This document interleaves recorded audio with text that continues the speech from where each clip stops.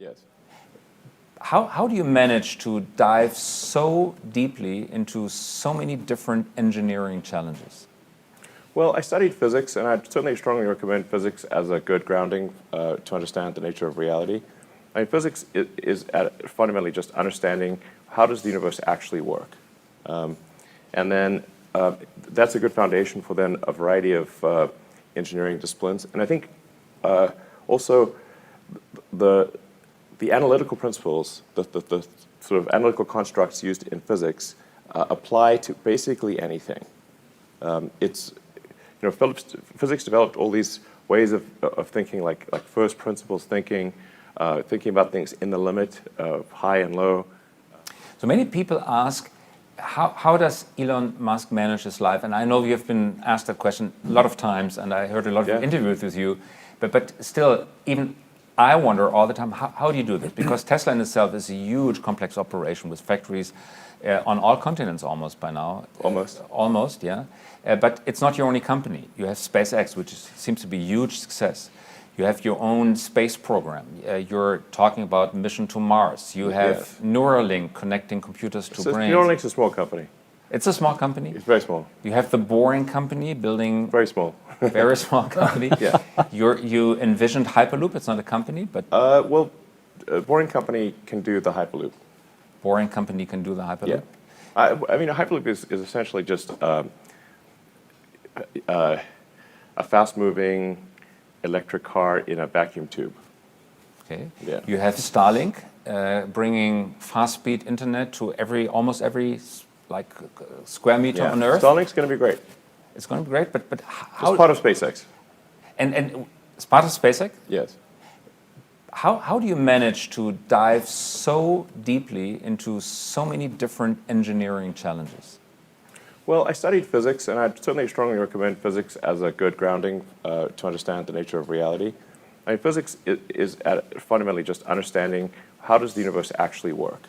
And then that's a good foundation for then a variety of engineering disciplines. And I think also the analytical principles, the sort of analytical constructs used in physics apply to basically anything.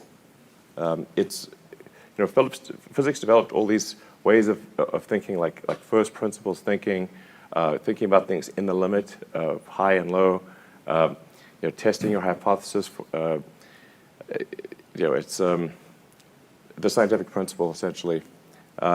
These things are incredibly helpful in all arenas.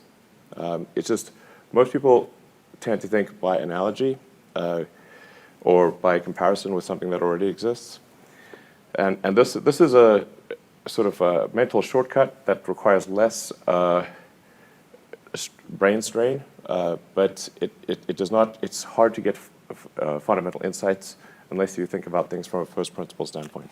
And the first principle standpoint is kind of deductive thinking that almost has the force of a natural law, of a physical law, of making things happen because they need to happen?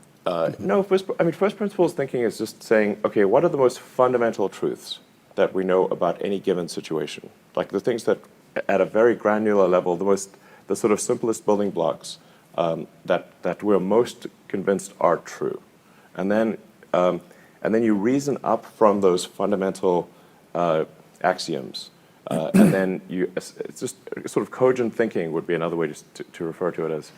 Say, like, are these axioms believed to be the most believed to be true? Are they the most relevant? Do they necessarily lead to a conclusion? What is the probability associated with that conclusion? Because reality is really probability. It's not deterministic. It's not one or the other. When did you have the personal epiphany, understanding that this rule that comes from physics applies to the business world? I think it applies to everything, but I don't know. I think probably 95 or 94, something like that. While swimming, while jogging, under the shower, when did it hit you? Was it a process or a moment? I don't know, I was thinking about the internet, and this is the early days, and like what is the internet fundamentally? It's not like a place you get email or post pictures or something. Really, the internet is like a nervous system for humanity. Whereas previously, communication was more like osmosis. In order for information to travel, somebody would have to call someone with a phone or write them a letter, and then that letter would be carried by another person by a series of people to the destination. Now, communication can happen instantly from any place in the world to anyone else, and does not need a human to carry it. This is sort of like at a cellular level. You see, say, a primitive multicellular creature will just communicate by osmosis from one cell to the next, or diffusion, essentially. So, but once you have a more sophisticated organism, you have a nervous system. The speed at which information can travel is much faster, and the accessibility of information is fundamentally different. If you want, now with the internet, you could be in the middle of the Amazon jungle with the internet, with a satellite connection, and you have access to all the world's information. Whereas previously, even if you lived in the Library of Congress in the US, where the most books are, you still would only have access to a fraction of the world's information. This is basically humanity becoming a superorganism to a degree that's not possible unless you have sort of essentially instant light speed communication from anywhere to anywhere, as opposed to osmosis, diffusion. Thus, humanity transforming into something like a bioorganism, or at least behaving to the same rules. Like the speed of information flow, and just, in fact, even not just speed, but qualitatively, the access to information was so limited before. I mean, now technically, you could teach yourself anything.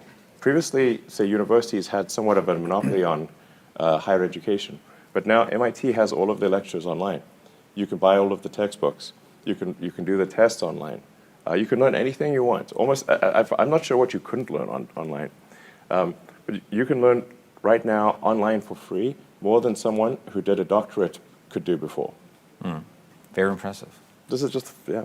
So, what is the purpose of universities at this point? I think it's mostly just to hang out with peers.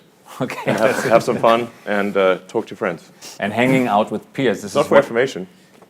Good point. Hanging out with peers. This is exactly what we're doing Yeah, here. exactly. So.